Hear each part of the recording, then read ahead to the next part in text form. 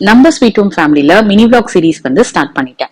இந்த மினி விளாக்ல ஒவ்வொரு சீரீஸா நம்ம என்ன பார்க்க போறோம் அப்படின்னா, ஆடி மாசம் வந்து பிறக்க போகுது அப்படின்னாலே எனக்கு ரொம்ப ஹாப்பியா ஃபீல் ஆகும். சோ ஆடி மாசம் பிறந்த உடனே முதல் வெள்ளிக்கிழமை வந்து சக்கரை பொங்கல் செஞ்சு அம்மனுக்கு வந்து புடவெல்லாம் வச்சு சாமி கும்பிட்டது வந்து ஷார்ட்ஸ்ல வந்து பாத்திருப்பீங்க. சோ ஆடி 2வது வாரம் வந்து தாத்தா வீட்டு கோவில்ல வந்து திருவிழா நடத்தணும். சோ அப்ப வந்து அம்மனுக்கு செஞ்ச அலங்காரம், அதாவது எங்க அம்மனை நாங்க செல்லமா எங்க வீட்டை அழகின்றா சொல்லுவோம். சோ எங்க அம்மாக்கு ஒரு ஒரு நாள் அலங்காரம், அப்புறம் திருவிழா எல்லாம் எப்படி போச்சு அப்படின்றத ஒவ்வொரு சீரீஸா நம்ம பார்க்கலாம். சோ சாட்டர்டே மார்னிங் வந்து பிரேக்ஃபாஸ்ட் செஞ்சு முடிச்சுட்டு பிரேக்ஃபாஸ்ட் சாப்பிட்டுட்டு தாத்தா வீட்டு கோவில் திருவிழாக்கு வந்து நம்ம கிளம்பியாச்சு. திருவிழா அப்படின்னாலே வந்து எனக்கு என் சைல்ட்ஹுட் மெமரிஸ் தான் ரொம்ப பெஸ்ட் அப்படின்னு சொல்லுவேன்.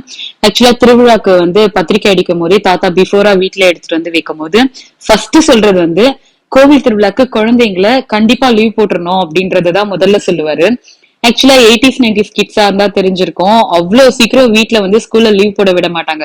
புயலே வந்தா கூட கொடை பிடிச்சு கூட்டிட்டு போய் ஸ்கூல்ல விட்டு வருவாங்க. சோ நம்ம வீட்டுல பாத்தீங்கன்னா முனீஸ்வரர் பூஜையில இருந்து திருவிழா ஸ்டார்ட் ஆகும் வியாழக்கிழமையில இருந்து. சோ வியாழக்கிழமை காலையில வந்து ஸ்கூல் போயிட்டு ஈவினிங் வந்து பூஜையில கலந்து ஃப்ரைடே மார்னிங் நம்ம அம்மாக்கு வந்து காப்பு கட்டுவாங்கல்ல, சோ அப்ப வந்து ஃப்ரைடே அன்னைக்கு லீவ் எடுத்துருவோம். Saturday Sunday leave, plus Monday வந்து டயர்டா இருக்கும். மண்டே ஈவினிங் வந்து தாத்தா பூஜை வைப்பாரு, அதனால அன்னைக்கும் வந்து லீவ் போட வச்சிருவாங்க.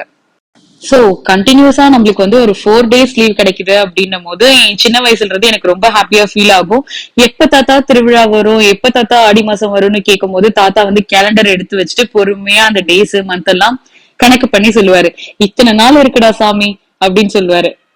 எஸ்பெஷலா வீட்டுக்கே ஃபர்ஸ்ட் பேத்தி, அதுவும் செல்ல பேத்தியா வந்து நம்ம இருந்துட்டோம்னு வச்சுக்கோங்களேன், நம்மளுக்குதான் வந்து எவ்வளவு பிஸியா இருந்தாலும் வந்து அவ்வளவு கேர் எடுத்து வந்து கவனிச்சுப்பாங்க.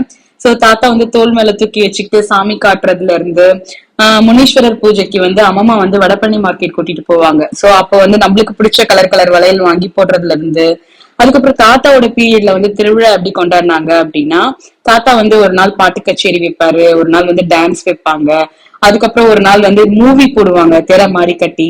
சோ இதெல்லாம் பார்க்கும் போது அவ்வளவு எக்ஸைட்டடா ஃபீல் ஆகும். அது மட்டும் இல்லாம என் சின்ன வயசுல இருந்தே எனக்கு வந்து அந்த பம்ப உடுக்க, அம்மனோட வர்ணிப்பு இதெல்லாம் கேட்டு கேட்டு வளர்ந்ததுனால நம்ம வந்து அந்த வருஷத்துல ஒரு தடவை தானே அதை வந்து கேட்க முடியும். பம்ப உடுக்க சத்தம் இது எல்லாமே அப்படின்றதுனால எப்ப ஆடி மாசம் வரும் அப்படின்ட்டு ஒரு எக்ஸைட்மெண்ட். என் சின்ன வயசுல இருந்த அதே எக்ஸைட்மெண்டோட நான் இப்ப போயிட்டு இருக்கேனா அப்படின்னு கேட்டீங்கன்னா இல்லன்னு தான் சொல்லணும். சோ காலம் மாற மாற நிறைய விஷயங்கள்ல நம்மள நாமளே வந்து பக்குவப்படுத்தியாச்சு. சோ என் அம்மாவோட ஃபேஸ வந்து எங்க அம்மன் முகத்துல வந்து நான் பாக்குறேன். எஸ்பெஷலா திருவிழா டைம்ல அவங்க ரொம்ப கலையா சந்தோஷமா இருக்கிறதே எனக்கு பாக்கணும் அப்படின்னு சொல்லிட்டோம். 45வது வருஷ திருவிழாவை என் தம்பி வந்து இப்ப நடத்திட்டு இருக்காங்க. அதுக்காக நம்ம